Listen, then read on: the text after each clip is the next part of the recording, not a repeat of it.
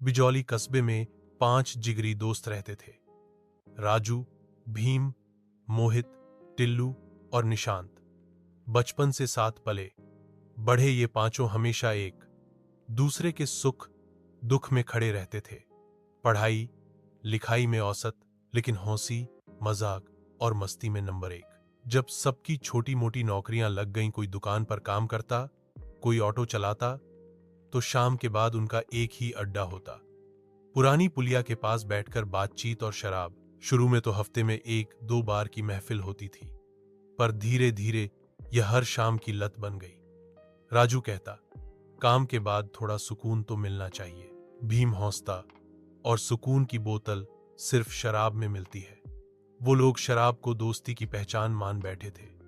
किसी की बर्थडे हो या तनख्वाह आए बहाना, कुछ भी हो, महफिल जमती ही थी। धीरे धीरे बदलाव दिखने लगे। मोहित की मां अक्सर बीमार रहती थी, लेकिन वह दवा लाने की जगह शराब ले आता। निशांत के घर आर्थिक तंगी बढ़ने लगी, लेकिन उसका ध्यान शराब पर ही रहता। भीम ऑफिस देर से पहुंचने लगा और राजू के घर कलह बढ़ने लगी, लेकिन पांचों को लगता था कि सब ठीक है, हम तो जी रहे हैं जिंदगी। एक दिन कस्बे में आरती नाम की सामाजिक कार्यकर्ता आई। वह गांव गांव घूमकर युवाओं को नशे से दूर रहने के लिए प्रेरित करती थी। आरती बचपन में उन्हीं के स्कूल में पढ़ी थी और अब एक मिशन पर थी। जब उसे पता चला कि उसके पुराने दोस्त शराब में डूबे हैं, वह सीधा पुलिया पर पहुंच गई। आरती ने कहा, तुम सब इतने समझदार हो, ये क्या कर रहे हो अपने साथ? राजू ने हंसते हुए कहा, आरती, हम तो बस थोड़ा आराम कर रहे हैं रोज की भागदौड़ से। आरती मुस्कुराई, लेकिन उसका चेहरा गंभीर था। उसने कहा, मैं रोज ऐसे लोगों से मिलती हूं जिनकी जिंदगी शराब ने बर्बाद कर दी। अगर तुम सच में दोस्त हो तो कम से कम एक दिन मेरे साथ नशा मुक्ति केंद्र चलो। शुरू में तो सब हंसे, पर बाद में टिल्लू बोला, चलो यार, देख ही लेते हैं। आरती हमारी बचपन की दोस्त है, उसकी बात रख लेते हैं। अगले रविवार को पांचों आरती के साथ नशा मुक्ति केंद्र गए। वहां उन्होंने असली जिंदगियों की कहानियां सुनी।